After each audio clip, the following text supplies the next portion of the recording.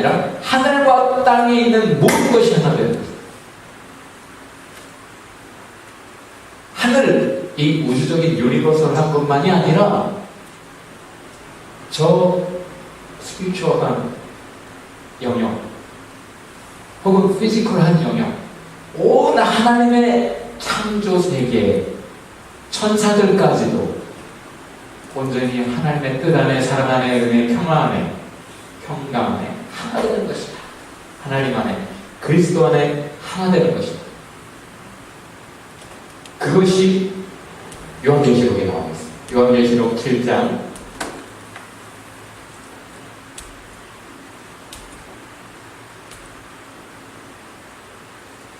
9절에서 17절까지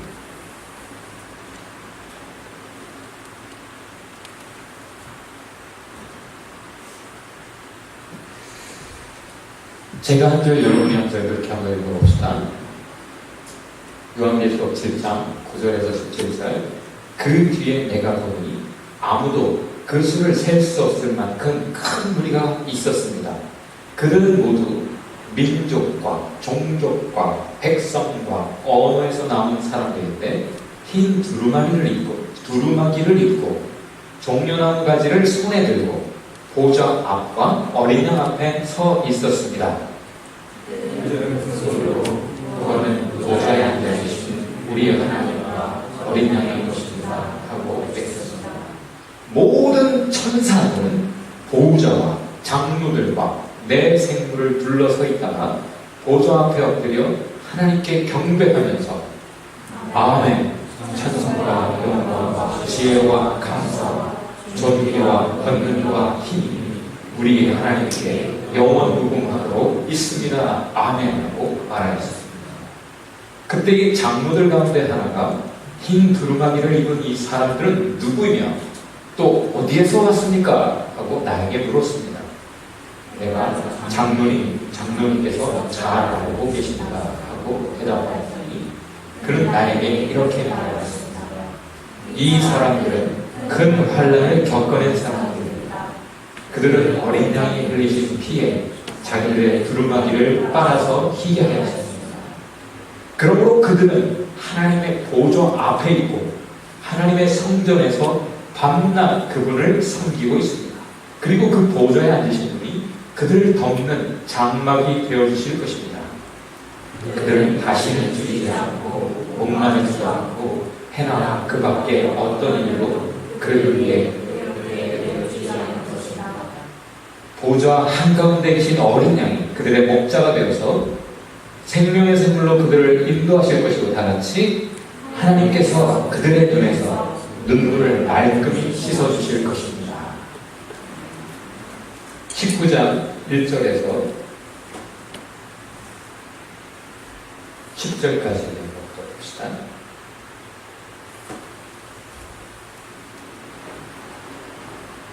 다 같이 한 목소리 읽어봅시다. 이 일이 있은 뒤에 내가 들으니 하늘에 있는 큰 무리가 내는 우렁찬 음성과 같은 소리가 이렇게 울려왔습니다. 할렐루야!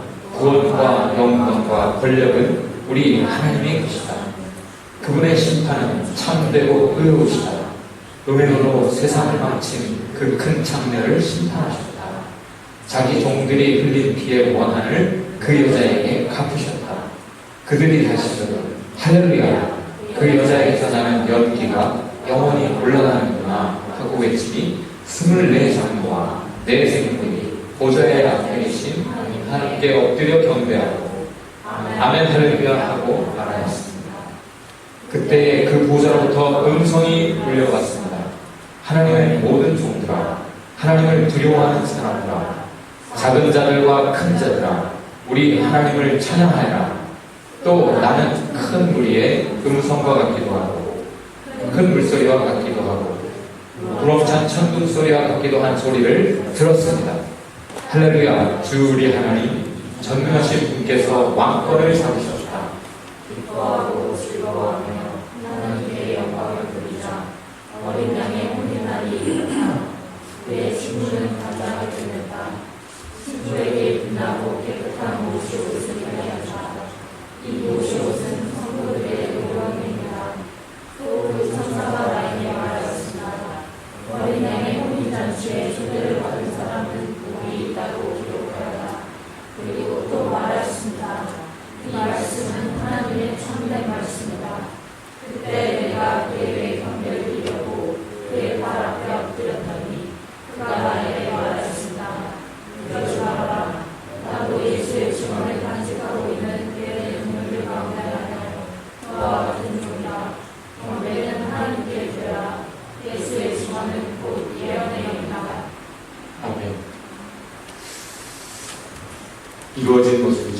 하나님의 뜻이 온전히 이루어진 모습은 모두가 하나님 앞에 같이 찬송하는 모습이에요.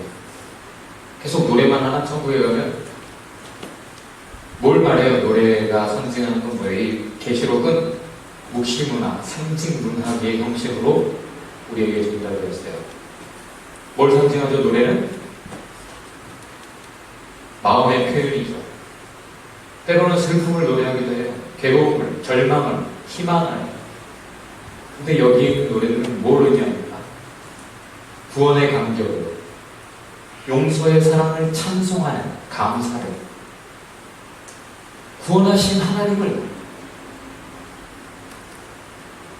우리를 깨끗게 하셔서 흰 두루마기를 입히시고 You are innocent 라고 말씀해 주시는 그 은총,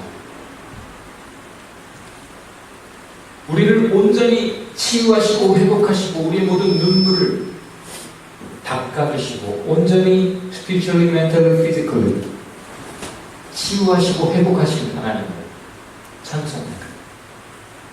천국은 참 만족과 감사, 감격, 찬송을 것이죠. 지금도 이 구원을 받을 사람들은 이 땅에서도 이 구원을 노래하면서 살아요. 이것을 맛보면서 살아요.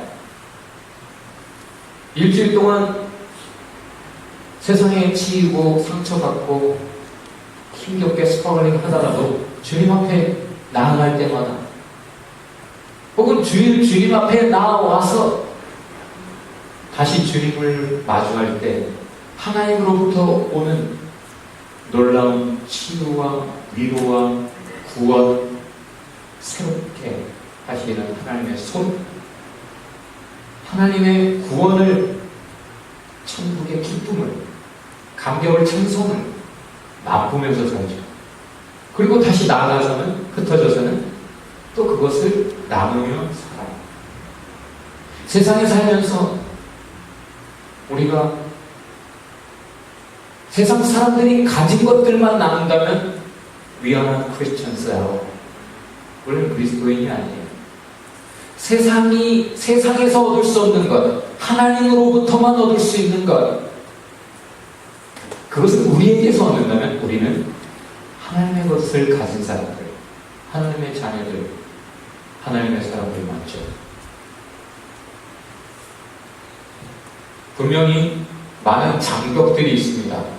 그 중에 오늘 읽은 말씀들은 다 랭귀지 배리어에 대해서 생각해보게 해요. 그리고 우리는 이 밴쿠버에서 특별히 이 언어의 장벽에 때때로 대단히 힘들어요. 보통 이렇게 내가 말을 하면 어떤 말을 하든지 민경이는 이렇게 막 듣고 있다가 어떻게든 반응을 하는 사람이에요. 어떻게든 표정으로라도 긍정을 하는데 지금 이 언어의 장벽 앞에 우리는 때로는 대단히 힘든 경험을 해요 라고 할 때 전혀 반응이 없어요. 민경이는 그런 사람이에요. 전혀 어려움이 없는 사람이지. 완벽한 바이올이고. 민경이 빼고 우리 다 언어의 장벽에 갇혀서 하나님의 뜻이 있음에도 불구하고 당당히 하나님의 뜻을 붙잡고 전진하기를 주저하는 그런 모습이 있을 때가 많아요.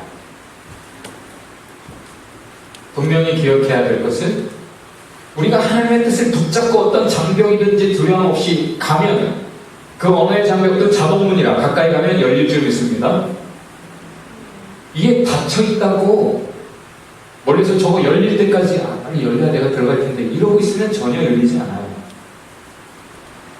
가까이 가면 하나님의 뜻이다 믿고 하나님의 말씀 따라 가까이 가면 모든 것이 열릴 것으로 믿습니다. 성경이 계속해서 분명하게 우리에게 강조해 주는 것은 열려라 라는 거예요. 열려라. 하나님 말씀하신다는 거예요. 열려라. 열릴 것이다. 열려라. 왜? 하나님이 말씀하십니다. 산아 비켜라. 요단강아 홍해야 갈라져라. 열어라. 길을 터라. 물러거라! 왕의 뜻을 붙잡고 달려가면 포졸이라도 그 길을 막을 수가 없어요. 우리는 하나님의 사람들 모든 장벽을 두려워하지 맙시다요. 그분에게 전진합시다. 오늘 결론은 이렇게 세 가지. 하나님의 뜻을 기초합시다. 무엇보다 하나님의 뜻에 기초해서 두 번째, 진정 그 뜻 안에서 우리가 하나 될 수 있을 것입니다. No matter what, 우리의 마더텅이 있어. 이곳에 우리와 함께하는 사람들, 어떤 언어를 가졌든, 어떤 경험을, 어떤 기후를, 어떤 상처를, 어떤 바람, 소망, 미래, 소원을 가졌든, 계획을 가졌든, 우리는 주의 뜻 안에서 하나 될 수 있을 것입니다. 그리고 그렇게 하나님 안에서 같이 가면 우리는 찬송이 계속 overflowing, 넘쳐 흐를 줄 믿습니다. 그렇게 하면 교회가 2016년도를 채워갈 줄 믿습니다. 같이 합시다.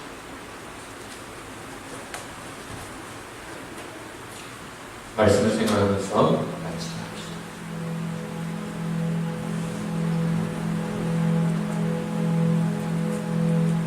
하나님의 말씀, 하나님의 뜻을 제껴놓고 내가 원하는 것, 내가 소망하고 계획하는 것,